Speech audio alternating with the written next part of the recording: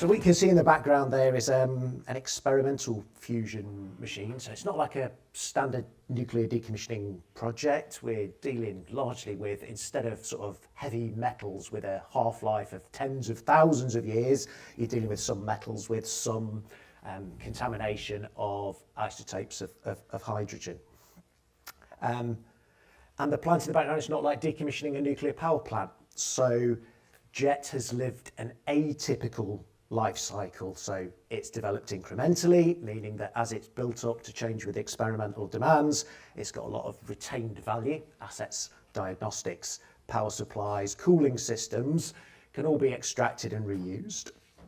There's a high demand for land release. So Culham is not a secret site, it's not difficult to get on, there's not a high level of contamination. So if you want to build, for example, an AI growth zone, Culham looks like a great place to do. If you're going to create a hub or a fusion cluster, again, Culham's a place to do it, and JET buildings occupy land that we need to release.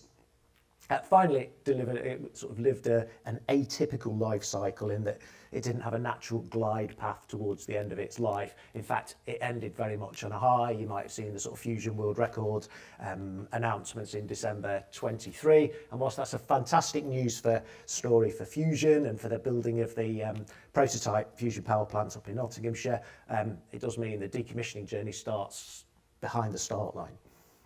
So, I think decommissioning projects are always really difficult to write in a government business case from a cost-benefit ratio. They are probably the absence of bad news rather than the presence of good news, and that's not a huge sales pitch, right? I'm sure, as Rachel Reeves has been wrestling with what to do with the budget, she's got demands, emotional demands of the NHS and pressing threat demands from defence. I'm sure she didn't think, I'm going to win votes if I decommission JET very slightly quicker. But I do think decommissioning JET has got some freedoms, maybe freedoms that are not consistent with the remainder of the sector. So I'll pick out a couple. For example, Culham is an R&D facility. It's got a heritage in that for the last 40 years. There is an adoption of a culture of adoption, wanting to try new technology.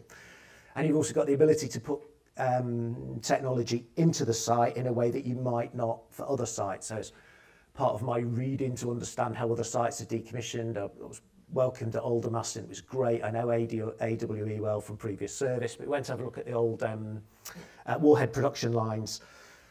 To get from the front gate to those production lines took me an hour and a half. By the time I got there, I'd got 6 badges and passes and paraphernalia around my neck, the 4th of which was issued by a man who hand wrote my name on a bit of paper. By the time I got to see the waste facilities, there wasn't a high degree of automation. Some of the waste consignment is handwritten on paper documents, which has got all sorts of problems about assuring data and losing track of things. None of those security constraints apply to Culham. So whilst decommissioning might be difficult and a challenging sector, I do think that there's some freedoms in decommissioning JET. So if any decommissioning programme can innovate, it should be ours, right? But I like putting this up because this is the letter that the government wrote to Rob Buckingham, my boss as senior responsible owner. And I know when he reads this, he picks out the words that he wants to read, right? So he sees innovative, tritium recovery, new technologies. It's the exciting element. I know that when the Treasury wrote this document, what they said was cost effective, cost reduction, minimise, and investment in the supply chain. So this is natural healthy tension between Rob as his innovator and me in a sort of delivery focus. And one of the challenges that we've got in particularly in government programmes is the need to justify new technology in business cases. And that's got to be compared to a baseline. So again, I mentioned this sort of read into how decommissioning's done elsewhere in the sector. So who faces similar challenges to us? There's a tritium processing plant at Chapel Cross, which has got a similar challenge. They've got heavily tritiated waste that they need to find appropriate waste routes for, and they need to dismantle facilities with high levels of tritium contamination. They are doing that in a way that doesn't look particularly robotic and not particularly automated. There's people in gas-tight suits with angle grinders cutting things up and putting them into bins. it's not particularly innovative, it is very it is very effective, and it is easily costed. For me to adopt something innovative, and that's what Rob wants to do. He wants use of remote handling and thermal treatment to lift the tritium out of our waste on the grounds that it will be quicker and cheaper. Proving that it's quicker and cheaper for the first time is very difficult to do. I was really encouraged that the next generation robotics panel picked up on some of these issues. I'd kind of expected it to be sort of space age forward looking, but Francesco talked about integration challenges, upfront costs, and the need for sort of high throughput and repeatability to justify the investment. Werner talked about safety and regulatory concerns. I was really pleased to hear that, because that's the pain that I live when I'm trying to seek money for robotics and automated systems. There's also a couple of comments from the West Midland cluster that I thought was really interesting. So the line about it's not about upfront costs, it's about return of investment. Now that might be true for the private sector, or where you've got control of your money not on an annualised basis.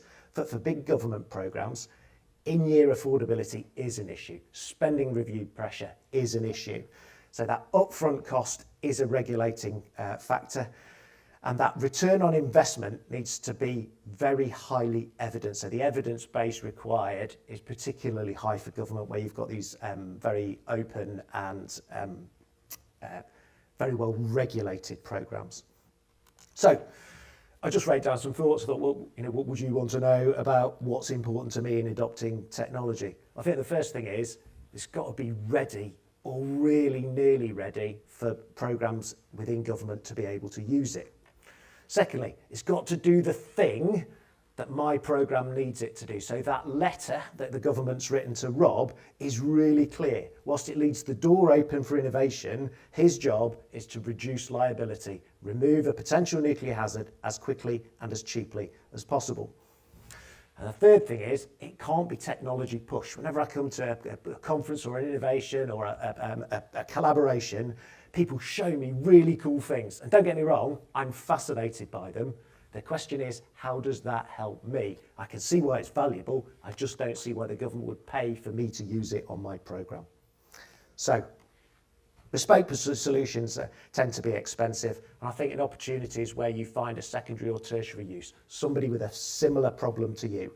And if you've got a similar problem, it means that the capability that you use won't be optimised. So people like me need to be prepared to compromise on their requirements. And then all of that is set within the context of government funding. Our level of ambition will be determined by the spending review that's just been announced and how that plays out in terms of allocations. That's me. Round's complete. Excellent. Thank you, Zac. Okay, so our second introductory speaker for this final panel session, Pranay Shah, who's Product Manager at the Advanced Research and Invention Agency, also better known perhaps for many of us as ARIA. So Pranay is a product manager. Oh, sorry, I've just said that. So Pranay designs and builds initiatives to accelerate the probability of breakthroughs and their translation into applications. So this involves building out ARIA's science entrepreneurship mechanisms, including their activation partnerships, which he's built from an idea to become a nationwide initiative. So prior to joining ARIA, Pranay was the co-managing director of Nucleate, Nucleate UK's Cambridge chapter. He worked with Entrepreneur First and completed his PhD at the MRC Laboratory of Molecular Biology in Cambridge. Please welcome Pranay Shah. Cool. Thank you. So yeah, I'm going to chat here today a bit about ARIA and how we think about translation and taking the R&D and research we fund into real-world applications. But what I'd like to start off with is explaining a bit about who we are and why we exist. We are a relatively new kid on the block, and I know some people here are very close to ARIA and are funded by us, and I've met many people today who know nothing about ARIA. So to kick off, just a bit about why ARIA exists, and this is a question I've had a lot of. So ARIA was kind of founded on this premise that there are these immense challenges and opportunities that society faces, which can be uniquely addressed by science and technology, and I think we all believe that here. But our grasping of these opportunities and our pace at which we address some of these challenges using science and tech doesn't seem to be as quick as it could be in many of the cases. And so we were set up as kind of an experiment to say, right, different ways of funding could lead to breakthroughs. And to create these different mechanisms of funding, we need different approaches. And so ARIA was established only 2 years ago in January 2023 by the government with extremely high levels of freedom and autonomy. And we were set up to pursue kind of really bold ideas and activate the UK's R&D talent in novel ways so we can meet those challenges and opportunities alluded to in the previous slide head on. And the core of what we do is fund teams of scientists and engineers to pursue what we say is research at the edge of the possible. And in order to build this out, the very first thing ARIA did, and the people who founded ARIA, was to build a team that would try and help government and this government agency achieve this in a new way, in a differentiated way. And so the first thing I'll kind of go through here is just who we are in terms of the team that set us up. And what I mostly want to point out here is that a lot of the founding team within ARIA and the exec and the board of directors comes from very entrepreneurial backgrounds, and a lot of them have spent much time in private sector. Some people have done a lot of policy work as well, but Ilan, our CEO, is one of the founding program directors at ARPA-E in the States, founded 2 deep tech companies. Matt Clifford, our chair, is co-founder of Entrepreneur First. And part of the autonomy that ARIA has is having this independent board of directors. And so whilst we're sponsored by Bisset, we actually have a lot of independence and kind of make a lot of the decisions ourselves, the areas we focus on, and this kind of comes from the autonomy that our exec and our board of directors have. Around this, our advisors also represent the kind of spirit and ethos of ARIA, and we're very close to a lot of them. Again, kind of what I want to allude to here is we are surrounded by advisors who have taken R&D, scaled it, and put it out in the real world on extremely fast timelines. Whether it's Demis, Oslem, or Patrick, we kind of take the spirit of what these people have done and achieved and are trying to bring this to ARIA and how we get ideas into implementation. So that's a bit about who we are, and what I'll now spend a few minutes on is how we work and our operating model, which I think is what sets us apart from other funding agencies and why we exist as a kind of complement to the rest of the ecosystem. So the 3 core pillars of ARIA are kind of outlined here, and the first is that we're bold and long-term. What this means is the boldness is in the areas we explore. We really try and fund areas that no one else really wants to go near or do. Academia might think it's too translational or speculative. VCs might think it's too early stage. And the long term comes from very much the nature of how we were set up. So the parliamentary bill that set ARIA up speaks about a decadal timeline on which ARIA is going to be evaluated. And we really operate on that kind of long-term vision. We're also very multidisciplinary, so I'll come on to some of the areas we're exploring and the people within the team, but we manage projects across the whole range of the R&D spectrum, and a lot of the areas we're funding sit at the intersection of 2 different disciplines. We think a lot of the white space that exists in kind of science and tech at the moment is between disciplines. But we're also multidisciplinary in the kind of institutions we support and fund. So we funded everything from individuals in kind of garages to very small early stage startups to industry and corporate. So we really cover that whole range. And then we have a people then projects approach. So in ARIA, we don't sit down and go, these are the areas we want to explore as an agency. Government doesn't tell us these are the areas ARIA should explore. We go and find people, we call program directors, who we think are some of the best people in the world scientifically and technologically, and tell them to come in and tell us what should be worked on. We then have a process to make sure it's strategic to the UK and valuable, but we really get these people to come in and direct us. And our job as ARIA is to give them the resources, the flexibility, and the freedoms to go and pursue those projects and those areas. And so how this works in practice is our program directors will join and they'll define something called an opportunity space. This is that kind of hexagon you can see. Opportunity spaces are these really broad areas that we think are ripe for impact. They have a very clear why now answer. Why is this space ripe for opportunities or talent now? And for example, the robotics program we have, the opportunity space is simply that smarter robots need smarter bodies. It's all about robotic hardware, but its opportunity spaces are that broad. Within an opportunity space, after an opportunity space has been developed, our program directors will go out and seek feedback from the entire ecosystem. And they'll then arrive at something called a program. And this is a slice of the opportunity space, so those blobs.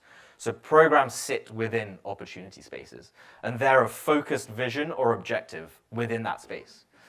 And program directors will set up programs for about 3 to 5 years and have 50 to 100 million pounds in funding per program. And within that, they'll select these projects. And we have a few people here who are funded within our robotic dexterity program and are projects within that. And there will be about 20 projects per program, and they're all working towards this focused objective of that program. And we do a lot of post-award management. We have milestones, we have quarterly check-ins, and everyone is kind of driven to that vision of that program director. Which is one key difference in the way ARIA funds to other agencies. It's not just a grant that goes, here you go, funding for 3 years, come back to us with a paper. Outside of our programs, we realized we were coming across incredible scientists in the opportunity space, but outside the program, who with a small amount of catalytic funding that they could not get from anyone else, we could see the potential for big breakthroughs to arise. And so we developed this other funding mechanism called opportunity seeds. These are £10,000 to £500,000 funding kind of grants that we can provide to any type of organization, whether that's startups, industry, individuals, academics. And really, these seeds are meant to be small but extremely ambitious in order to kind of de-risk technologies or create proof points for further investments down the line. And some of those seeds will hopefully become part of programs as well.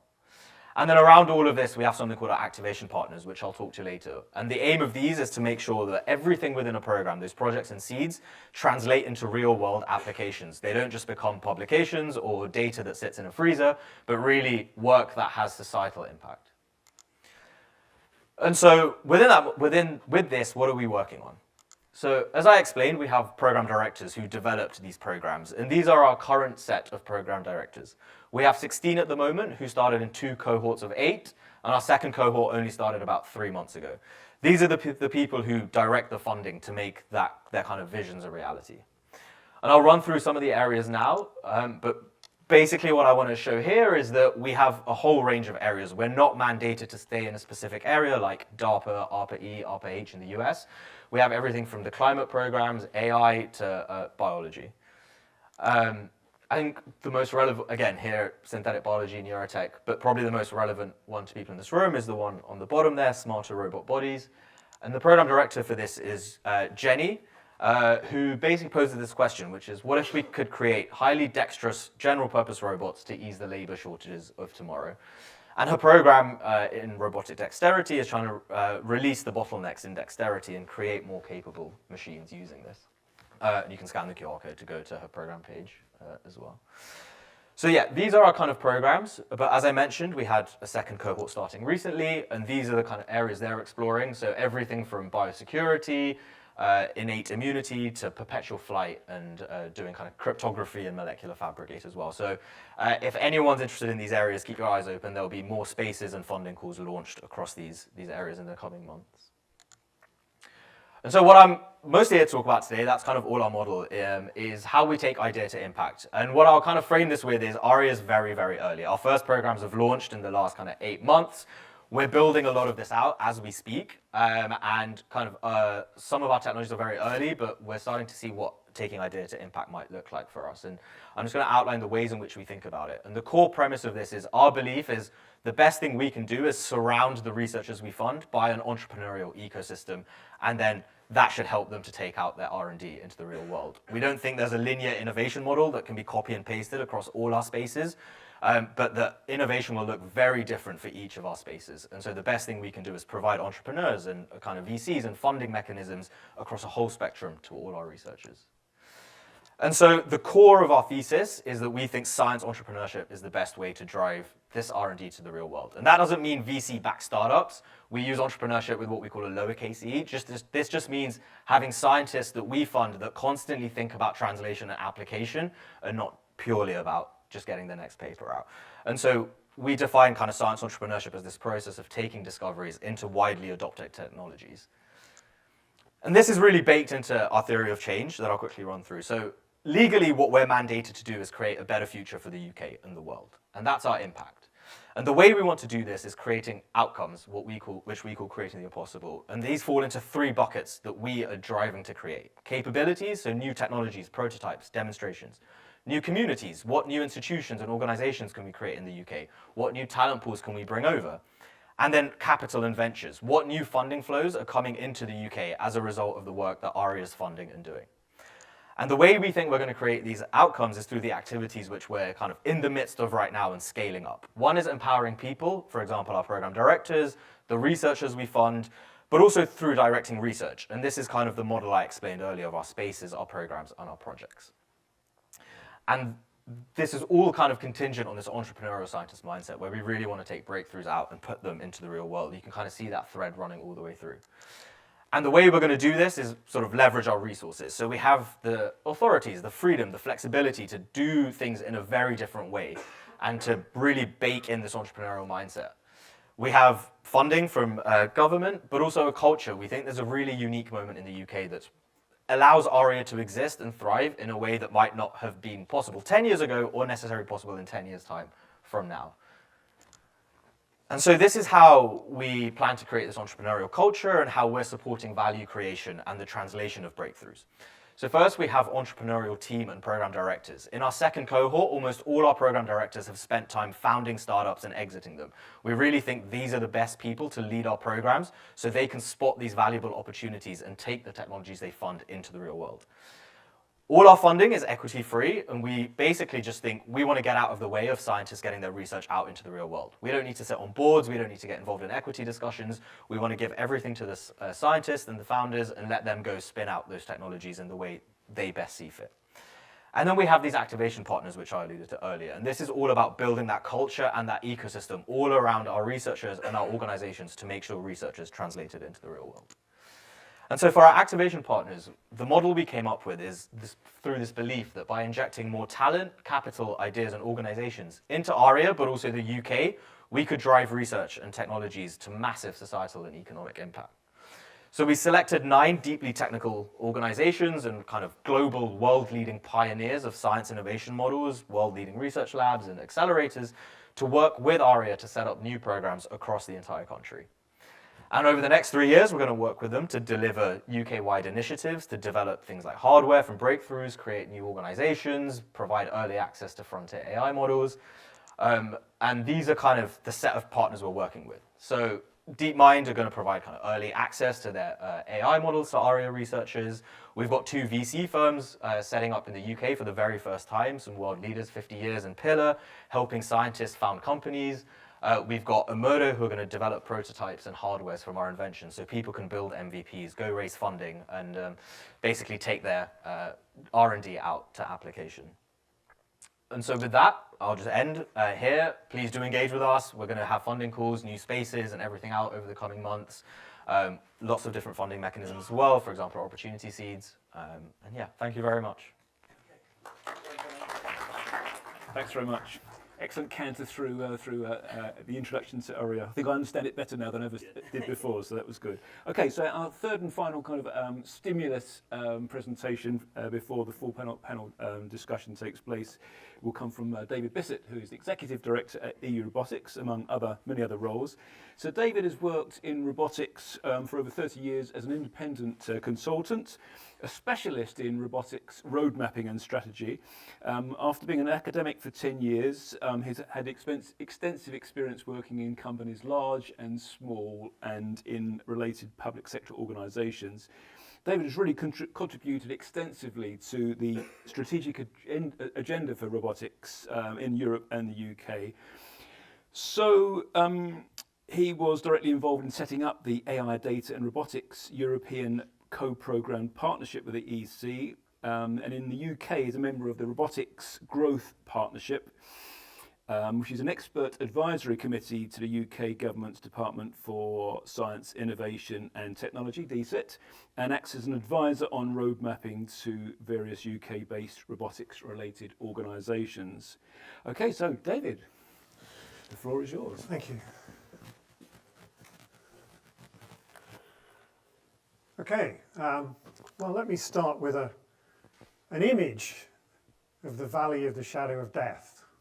And this is very often how we think about it. We think about the lone entrepreneur bravely crossing the Valley of Death on a bridge which is very narrow and slippery and it's got water and snakes and goodness knows what on each side. It's a sort of rather bad analogy, and I don't like it terribly much. But I would say about this cartoon, Gilray cartoon from 1808.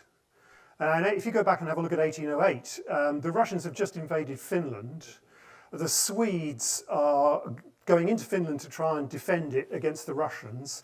The British are fighting almost every single European country. The Peninsula War is at its height. The French are planning to invade the UK. So given today's geopolitical chaos, you should go back and look at 1808 because it was pretty bad back then too. So this is an image I think that we carry, the lone entrepreneur, and I want to really try and challenge that a little bit. I think actually bridging the valley of death isn't actually bridging a valley of death at all. First of all, valleys are quite easy to navigate. You just follow the bottom of the valley.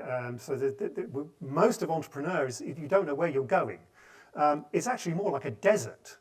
And you get mirages, and you could go off in lots of different directions. So I think this is about risk management. Okay, so it's bridging the risk gap. And I wrote a report about this for Innovate UK, for the KTN, for Knowledge Transformation, some years ago, and I would urge you to go and look at that because it's very much about how SMEs work with big companies and how big companies should work with SMEs, because the majority of robotics isn't actually about a single product going into market. It's about a product which fits into a an existing system. An existing supply chain, whether that's in healthcare or whether it's in construction or it's in manufacture. You're not going to get individual robots just sitting in isolation. They're going to have to integrate. So it is very much about the conversation that you have to have as an innovator with your market and who's going to buy your product and how it's going to work out. So our hero innovator here in his t-shirt and a bottle of water is not going to get across the desert. He's not prepared. Okay, and I want to just talk a little bit about the things that he needs to get prepared for. The first is, sorry, I'm going to just click through these because I don't really want to do them in detail. Oh, sorry, that was bad. First problem, dehydration. We have this problem that if you look at the funding space, particularly in the UK, but it happens elsewhere as well, that there's plenty of money for the early low TRL stuff. And if you can prove that something really works and is valuable, you can almost certainly get private investment in the back end to get it, scaled from TRL 7 or 8 up to TRL 9 and get to the market. It's the bit in the middle where there is a problem, where you need the venture capital funding, but it's also at the point where there's not only maximum investment risk, because as we know, as you go along these stages, the amount of money you need at each one of these stages is at least a multiple of 10 every time. And so your investment risk has gone up, your technical risk has gone up because you're having to get to the point where you prove that it really works. And as we all know, engineering gets harder the closer you get to trying to build something that really works under all circumstances in a real environment. So dehydration, you've got to manage all the risks around dehydration and running out of money, and finding the people to invest and try and find the people who can believe in your product. And that's the first set of risks that you really need to manage. The second set of risks that you need to manage are all around a market. So you can do technology push and you can develop the most fantastic product along this bottom line here, but if you have no market, it literally stops at the end. You can have a fantastic product, great technology, you come all the way out of the ARIA program, for example, with a fantastic piece of tech, but if the market doesn't exist for it, it's a waste of money. Okay, the investment was wasted, your time was wasted, and you'll go bust. So you have to line up the market. And your market may be very ignorant to start with. It might not know that the product that you've got, or that robotics even, is going to be the solution. So you've got to make them aware of that. And you've got to start early with that, because what they actually really need may well completely change your product. So early engagement and early identification of the market is critical. And as you go through, as you're doing those technology demonstrations and you're proving in the operating context, don't forget you can't prove in an operating context without having access to that market's operating context. So they've got to be at the stage that they recognize that what you've got is something they need. And then you've got to get them to the point where they're curious enough to invest money in that. And ideally then the desire to purchase right at the end. So you have got to bring your market along that top spectrum so that when you reach the end that your technology is available, the market is there at the same time. So this is the second set of risks that you have to manage. And this is about disorientation in the desert, making sure that you're going in the right way and you've got all the right people around you to deliver. And my last big risk is you can be at this point. You've got the market engaged, you've got the proof of concept, you've proved that it works, you've proved that it's got a return on investment, you've proved that it's safe and effective and it's acceptable. You now have to actually cross this barrier. You've got to now make that work in the real working environment. You've got to handle all the human factors around embedding that into whatever systems you've got to embed it into. You've got to connect it to all the manufacturing systems, the warehouse systems, whatever it else happens to be, the healthcare system, so that it doesn't, it can get the data it needs, it feeds the data out that it's supposed to feed out, etc. You've got to worry about the infrastructure around it. So if you're going to put, for example, humanoids into a factory, and the humanoids only last a few hours on a battery pack, you now need to build a battery recharging hall to accommodate the 5 humanoids that you need to use to replace 1 human. Okay, so it's infrastructure, critical. Acceptability. We had a union rep here yesterday who talks a lot about acceptability and how unions are an important part of this process. That acceptability into the workforce is critical to your product. You've got to worry about the hazards, you've got to worry about the cost, because it's got to be cost effective at the end of the day, actually meet those requirements of delivering value to whoever your customer is. And there's almost certainly a risk tolerability involved, because usually when you put a robot which is making autonomous decisions into a system, you get a complete change in the risk profile. You get new risks turning up, you may mitigate old risks, and you may indeed mitigate some of the risks that humans experience, but you may not mitigate them completely, and you may add new risks. So there's a change in the risk profile. So you've got to look at what is the tolerability of risk, how do you measure risk, how do you measure the hazards in that environment, and how you make your product fit that, and then finally you've got to deal with the business disruption. Because very often, to make a robot efficient in a particular area, take construction as a really good example, you have to disrupt the whole of the supply chain. And you have to disrupt the manufacturing cycle. You have to disrupt the business models to get the maximum out of it. And that may not be something that can be happening straight away, and that may again change your design. At the other side of this, you've also got to get through all the sector-based regulation, health and safety, GDPR, etc., before you end up with a deployable product or service. So proof of concept is not enough, having the market engaged is not enough, you've also got to get it through all this set of risks as well. So these are my 3 sets of risks.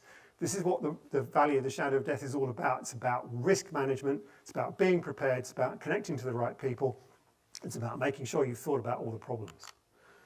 So, mind the gap. Thank you very much. Right, thanks David. Okay, so Valley of Death, risk gap, maybe we're going to need a bigger bridge, I don't know, but we'll find out more about that very shortly. So I'd like to invite then Zac and Pranay and David to come to sit in these sort of designated places, and I think we've got the order right this time. So David, you're there, Zac at the end, Pranay next to Zac. Okay, and I'd now like to very quickly introduce our 2 remaining panellists, and then hope you've got your phones at the ready with the QR code in the corner for the questions. So Ian Pulford is a senior telecommunication professional, has filled a number of executive roles in the UK and overseas, but since leaving BT, he's led SME businesses focused on smart city initiatives, working with central and local governments to deliver large-scale programmes on behalf of corporates, councils and universities. Ian has a background in electrical engineering and holds an MBA from Temple University, Tokyo.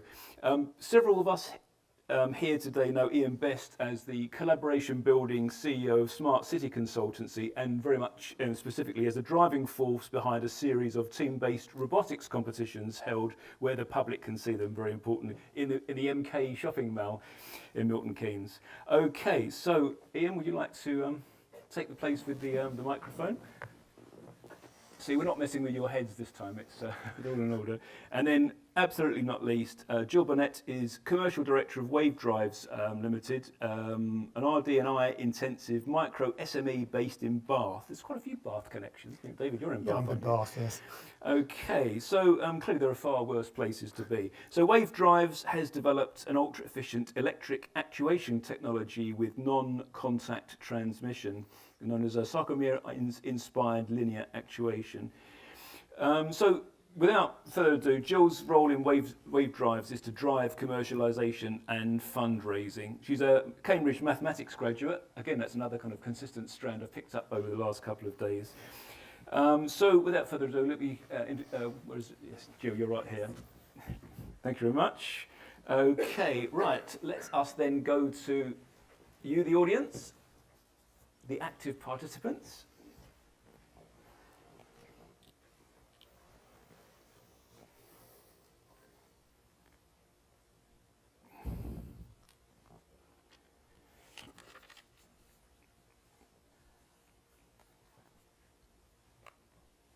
So I've lost the Mentimeter.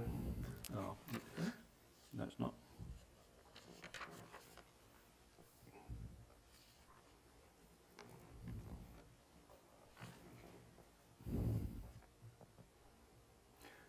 Michael, Mentimeter's not on the screen.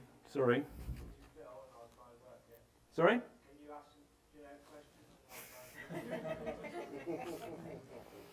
Okay.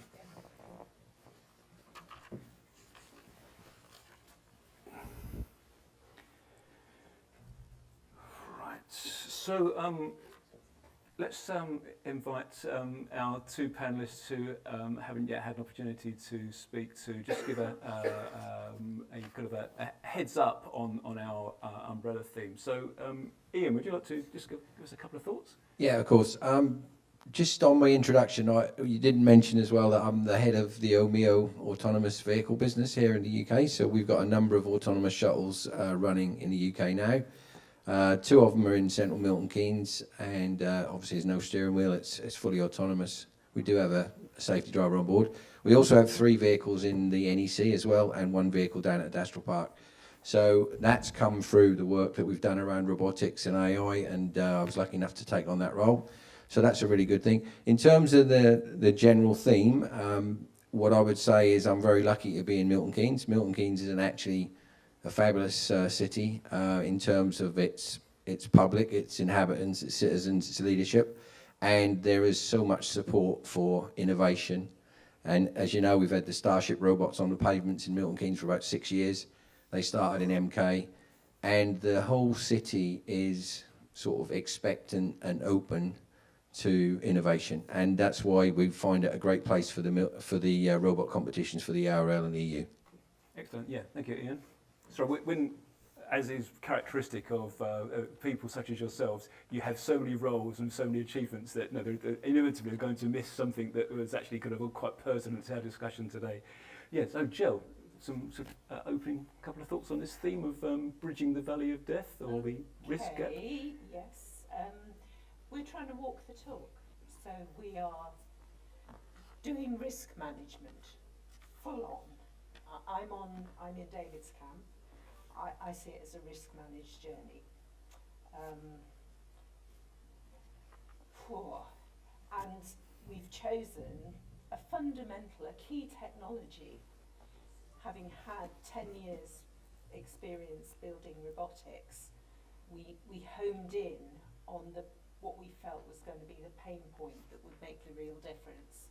And we've tackled that over the last 10 years, and more recently with some engagement with ARIA, which I'm really pleased to celebrate. I'm into any questions about risk management on that journey, and it's something we live and breathe by. Great, thank you. Good news, the moderator has got his act together finally. I have some questions on my screen now, so I'm going straight into it. That's a good one. What is your one critical, which is like a good end question, but I'll ask it now because it's something succinct. What is your one critical piece of advice for an SME now in the Valley of Death and looking to raise investment? Okay, so can I ask David that question first of all? Good question. I mean, I think you're in the middle of the valley of death. You obviously are feeling it because you think you're in the middle of the valley of death. So, following my risk approach, you have to look at what is the existential risk and prioritize your existential risks. So, either you think you're going to run out of money, or you think your technology is not going to work in the way that you think it's going to. So you just need to manage that, and it's going to vary from company to company. I think it is about some of the things we talked about earlier in the previous panel. It's about being very agile, adapt what you're doing, and if you have to take brutal decisions, you have to take brutal decisions as an entrepreneur. It's not going to be easy. You are going to have sleepless nights, etc. I've been in that situation. It's not pleasant, but that's what you have to do. Okay, so harness up. Basically. Yeah, absolutely. Yeah. Okay, Ian. Again, I would say that I think some of the discussions earlier about the belief in what you think is important, and that you do feel you have something that is valuable in the long run. So I think that strength and belief, you obviously need to be confident, and there is sleepless nights and all sorts of things, but I just think if you do believe in it, and there is a real, for my example, for the autonomous vehicles, I believe there's a great opportunity in first mile, last mile.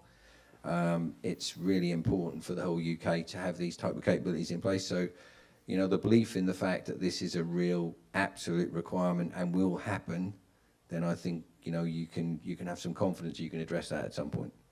Okay, I'm not going to by rote ask everyone in the panel every question, but before we move on, does anyone else on the panel want to pick up this particular question? Yeah, Jill? I've got a couple of thoughts. The really difficult thing is anticipating the risks. If you don't have time to manage them, it's much more difficult, much more stressful. Whether it's money or a technical challenge, you need to be thinking ahead all the time. And then the one risk I would add to your dehydration, we've avoided equity funding. I mean, we're not through the journey yet, we may still have to go there. But if you have outside funding, it dilutes, it reduces your ability to focus and make your own decisions. So it's about belief in yourselves as well as the product.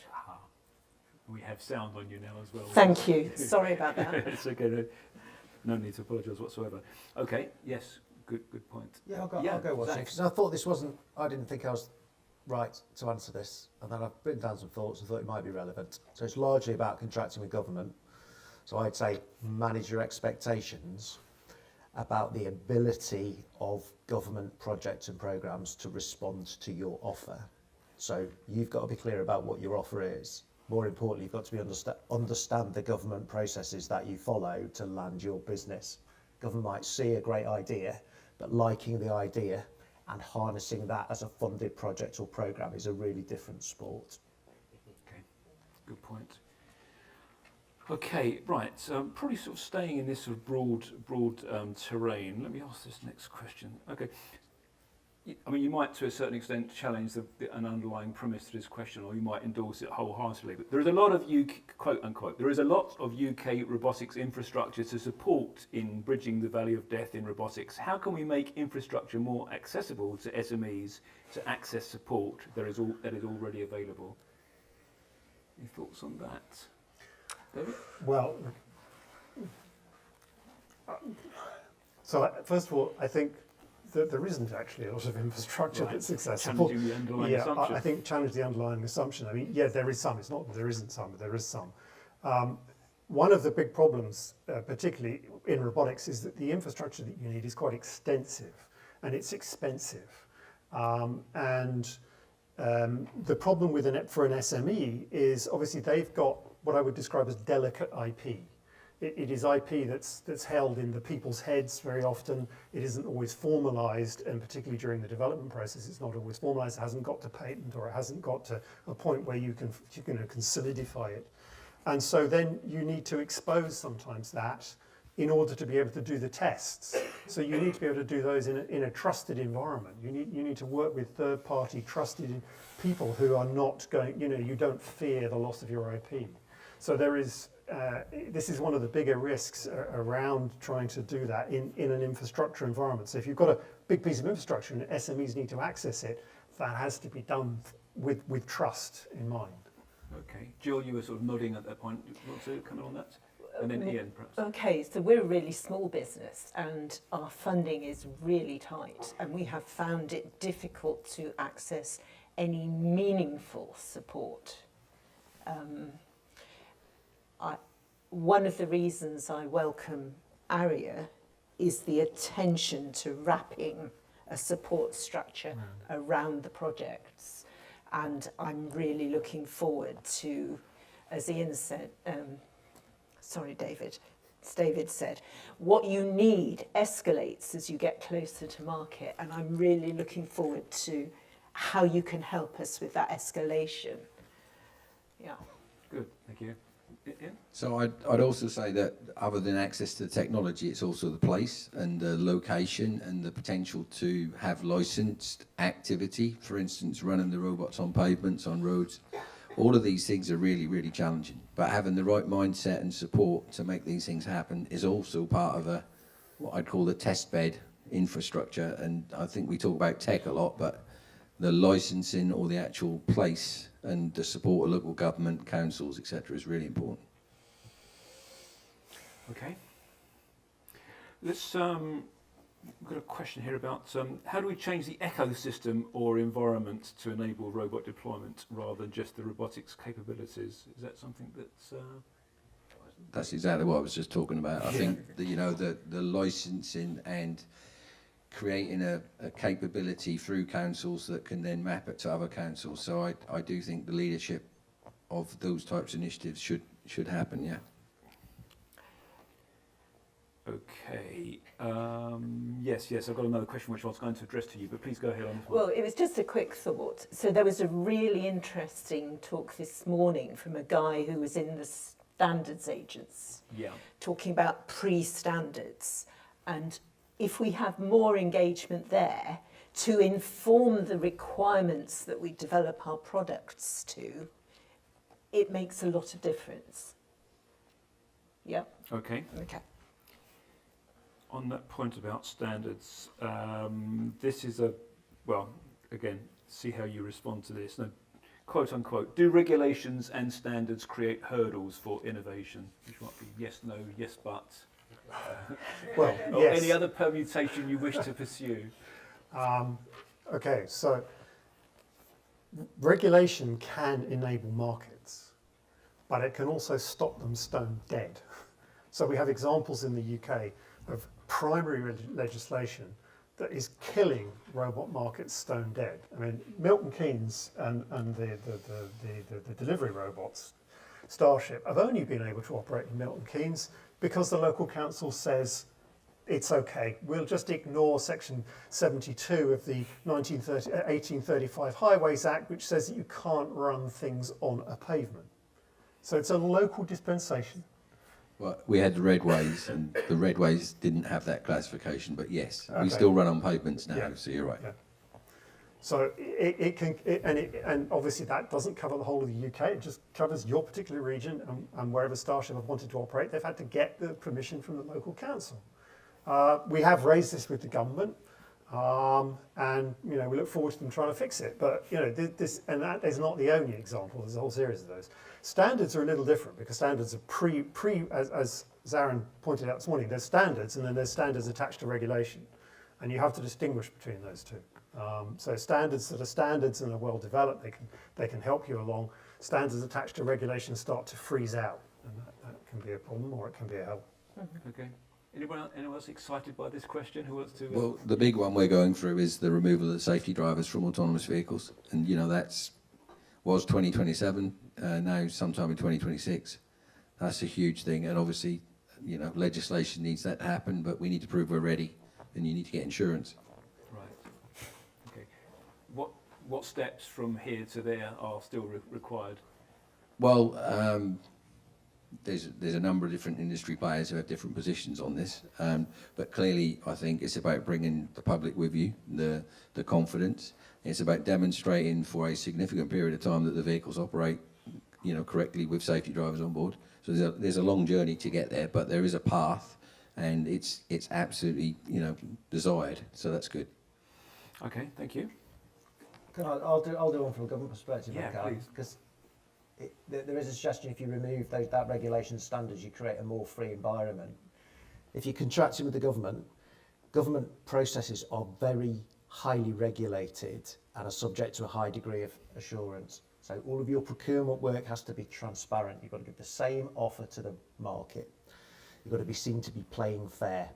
You've got to be seen to be spending government money wisely. So you've got to show that each of your procurements represent best value for money, which usually means brackets cheapest.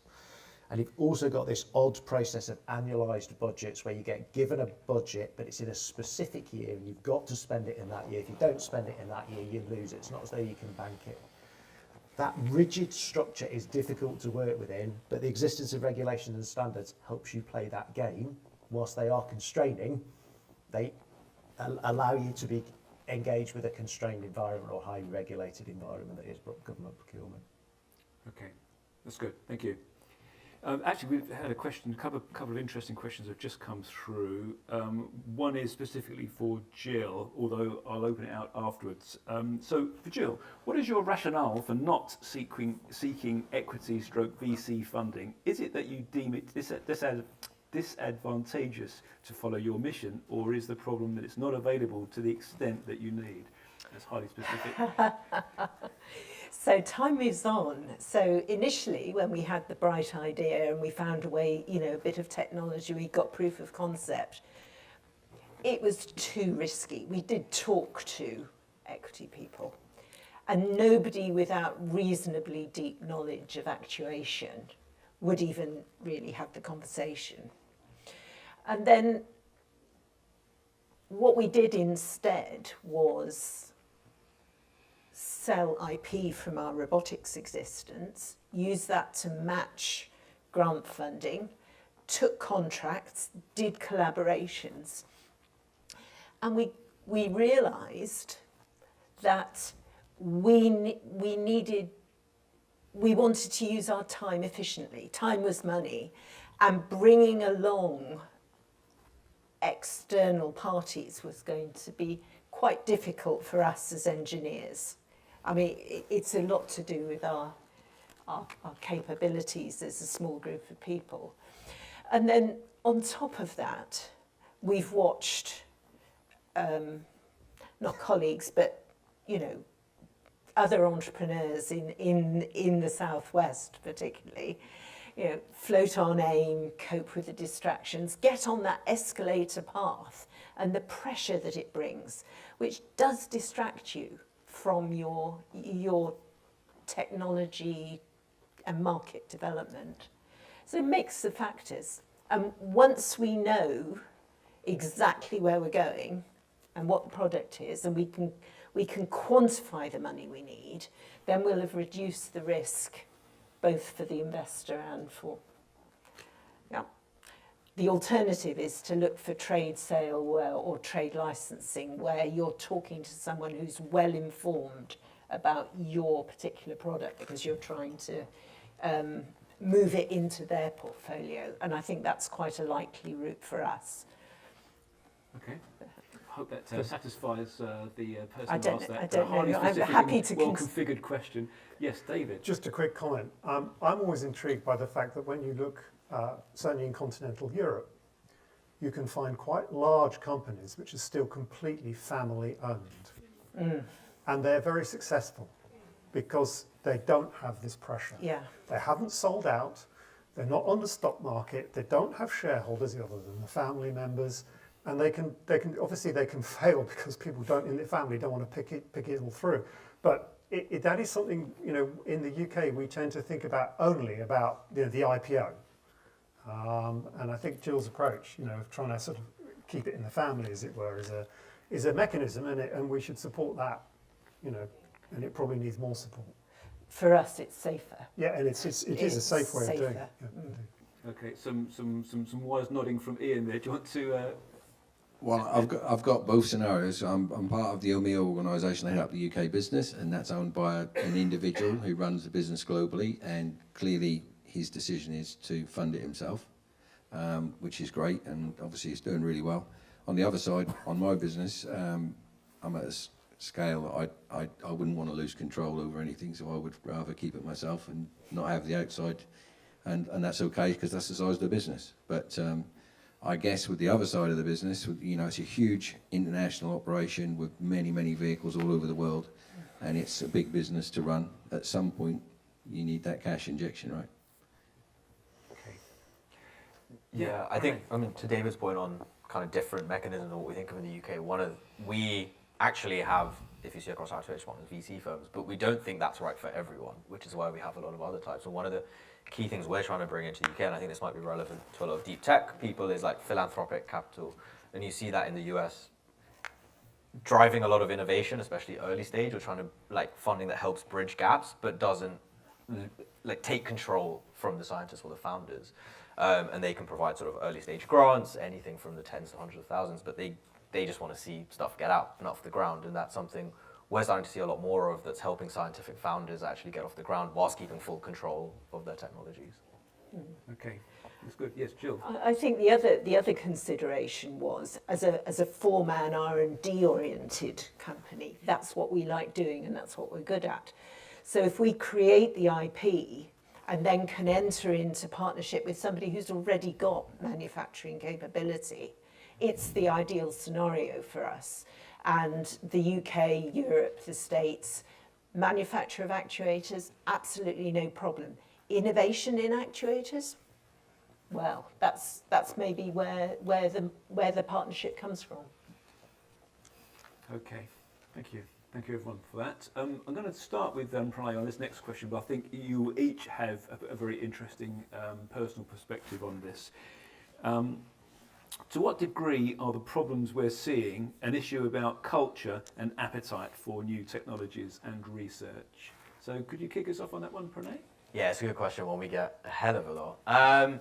And yeah, there's always this talk of like, US Silicon Valley culture and British culture. What do I think?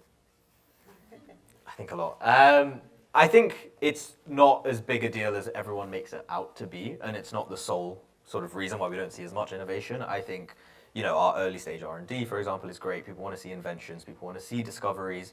I think there is this massive gap in this kind of prototype funding and this capital. And how do you get from a cool discovery, something that's been shown in the lab, maybe in a, biology in a 5 mil culture, into 100 meters?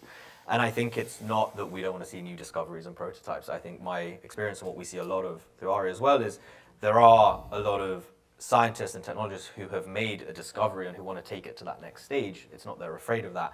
It's how do we provide that culture, that ecosystem, whether that's experienced founders, whether that's capital, whether that's VCs who actually understand the technology. So one thing we see a lot is there's a lot of generalist investors in VCs, many from software who are trying to get into deep tech and think you can get your return in 3 years like they did with software, but it's not really how deep tech works. And so how do we build that around these people who actually do have the culture and the thirst for driving their discoveries out? And so that's what we're trying to build a bit more of by bringing in, actually half of our activation partners are coming in from the US for the first time ever to the UK. So how do we build that kind of culture and ecosystem of that next step? I don't think it's quite that we don't want to see new products and development. Okay, can I come to Zac next? I think, Zac, you've got a kind of a wise perspective on how the real world works and interacting with government, for example, in this domain. So what would be your take on this sort of question about culture and appetite as potential barriers? I'll just answer the one on appetite, and I'll steer really closely because I don't mean it to be a political answer. But I think we have to have a sensible conversation between the government and the voting taxpayer about what we actually want. So what the population says that it wants is innovative solutions and driving change and new technologies. And then in the papers or in the elections, what we want is highly assured, guaranteed delivery and holistic coverage. And that is slow and very expensive. And invention is quick, but carries high degree of risk. And I think as a population, we're only prepared to take that risk if it guarantees that it comes off. And that doesn't happen. And we need to decide which camp we sit in, or where along the spectrum that we sit. Okay, so sort of move fast and break things compared to move slowly and in a very measured and certain pace. Move fast and get things wrong. But if you get things wrong, you have to accept that government can make mistakes. It might invest in a capability which turns out not to be the right answer. But if you want that innovative culture, you've got to accept the downsides as well as the positives. Okay, thank you for that. Any other? Yeah, I mean, I would say there are two things. I mean, the appetite for failure, I think, is critical. The US recognises that if a company fails, all the people in that company learn a whole load of stuff, which is valuable. And indeed, there might be outputs from that company which are, distributable to another company, and you often see, like the phoenix rising out of the ashes. You see another company coming out that's stronger and better. So I think that appetite for failure is a cultural change that needs to shift. And the other is short-termism. So there is a huge sense of short-termism, and it's not just, the tech investors are used. I talk about the sugar rush of investing in AI. You invest in AI, 3 years later, you've quadrupled your money or multiplied by 10. That's a sugar rush. That's not real, but it's not the only piece of short-termism. Government has short-termism as well, and research agencies have short-termism. We need consistent things. I always refer back again to Germany, to the Mittelstand. They've got stuff happening in Germany. Organisations in Germany have been going since the 1950s, and they haven't changed since the 1950s. I don't think there's a single institution in the UK that's been going since the 1950s, apart from maybe the church or something. But it's we don't do long-termism. We don't think in the long term. We don't build those sorts of things out, and that's a real problem. Okay, that's good. Right, thank you. Let's move on. We've got 7 minutes. We've probably got time to explore a couple of themes. Well, maybe 3. I'll ask this question. When I'm trying to avoid sort of why, and I'm trying to focus more on how to, in terms of in a constructive kind of mode for this. But here's another question, interesting question. Does the UK lack philanthropic capital compared to some European countries? What would be your perspective on that? I think it's quite short answers on this, but I don't know. I definitely compared to the US. European, I think there's a lot more family offices, probably as a result of how much they've done, the big companies and the family companies that exist. But I think even when we kind of interact with Europeans, and so the organisation we're working with, Renaissance Philanthropy, are trying to build out a lot more philanthropic capital. I think they say similar things about UK and the Europe, in that there's maybe a slightly more in Europe, but it's all orders of magnitude lower than what we should have and what, for example, the US has. And so I think it's something we'd like to see a lot more of. I'm seeing some affirming nods, so I don't need to kind of labour this point, unless anyone's got a counter view to this. No? No, I'm just supporting it. I mean, philanthropy in the UK peaked after the Industrial Revolution, because people made a lot of money and then they started investing it back. But where they invested it back into the arts and into architecture, into building better gardens or whatever. And we haven't got that peak any longer. It's not there. We haven't built the new, the new entrepreneur who's got the billions. Unlike Odense, where the guy that invested and started Universal Robots and Mira, he's put that money back into Odense. And that's a critical cycle. I mean, Mike was talking about it earlier on. That's a critical cycle we lack.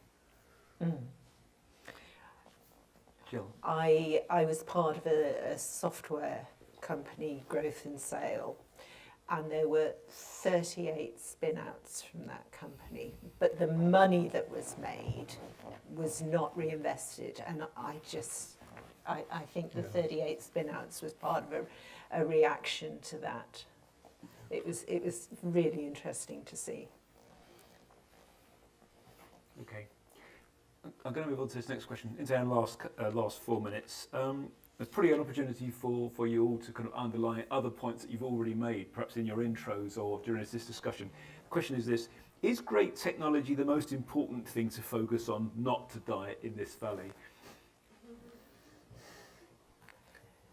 I think, have you been listening to the last half an hour or so? But it's a chance to reinforce some points that you've already made, if you wish to make them. I mean, perhaps the short answer is no, move on. But yes, Jill. I'm going to vote with David. So you have to believe in your technology, but you have to manage the risks. And you need as much foresight as you possibly can. You just the things that hit you, you wouldn't imagine. I'd just add one thing. I don't think you are on your own to a certain extent on the financial side, but having the right people around you on that journey, believing in the same ambition is also very important. And they can come from all sorts of different environments, but giving you that confidence is also important. Yeah, what I would say, I mean, you were talking about, is it the technology that dies on the valley of death? I think the problem is that when the technology does die, a whole load of opportunity goes with it. And that's the big problem, because it's not just the technology, it's about the impact that that technology could have had, and what was the opportunity that was lost as a result. And I don't think we value that enough. And I think if we valued that more, we might invest more and see more of what the opportunity could deliver. So I think, yes, obviously it's not just the technology that dies in the valley of death, it's the opportunity that it represents. Okay. Any other thoughts on that question before we... Yeah, for me, round up? the technology is interesting, as is the piece of equipment. More important is how you harness it. So it's not the cost of upfront purchase, it's the cost of ownership throughout its life. How does it cost me to maintain, sustain? What's my logistics chain look like? What's my staff demand look forward? How do I decommission it once I finish with it? All of that, which looks like boring detail because it's not cool, right? That's the bit that will get you across the line. Okay, good. Right, okay, so I'm just, we're into the last couple of minutes. I'm going to ask each of our panellists just to give a final thought about bridging the valley of death or the risk gap. What is whatever else people might take from this discussion this afternoon, or what's the one thing that you would want to reinforce? Who wants to go first? Yeah, Ian? Yeah, okay, so I'm going to plug the robot competition we're going to run in Milton Keynes on the 23rd to 25th September. But the thing the plugging it is that, but I also believe that MK is thinking about licensing, it's thinking about helping and supporting entrepreneurs, SMEs. I do think it's a great place, and please do come along and have a visit. But I think we will hopefully get some learnings from licensing and other things from MK. Excellent. Good plug for MK there. Right, okay, so Zac, do you want to... Yeah, I was going to say, if you're the inventor or the innovator, stick with it, because keep battling. Despite all of it, there are some of us within government who are trying really hard to adopt in the face of a number of challenges. Some of it will get across the line, and that'll make a difference. Thank you. Pranay? Yeah, I think just echoing a lot of what's been said about being in the valley of death, which is, I agree, it's not just all about the great technology, and I think, otherwise we'd just be sitting here and only funding technologies and nothing else. But I think, there's being in the right time and the right moment. There are technologies historically that are having a renaissance now, because now's the right time, and climate technologies, carbon removal technologies are a good example. I think having the right types of funding and the right types of people around you is extremely important. And then back to the regulation point as well, I think we can already see that in 3 years, when some of our programs end, the regulation will stop that technology ever reaching societal impact. When we speak to the regulators, it turns out they don't have the right people within there to understand the technology. So we will fund fellows to go into the regulators, kind of educate them on this technology will be coming up. So I think in terms of bridging this valley of death, it's about thinking around all of those aspects in order to get that kind of societal impact. Okay, so Jill? Whoa. It takes some stamina to cross the desert. Yeah. Good point. Okay, and then, not least, David. My thing is think forward. And if you're an entrepreneur and you discover you haven't got the time to think forward, you need to stop and create the time. Because if you don't think forward, you won't anticipate the risks, and then they'll hit you even harder. So that's the key message. Excellent. And with that, we close. So thank you very much to our panel, to David, to Jill, to Ian, Pranay and Zac. Please show your appreciation.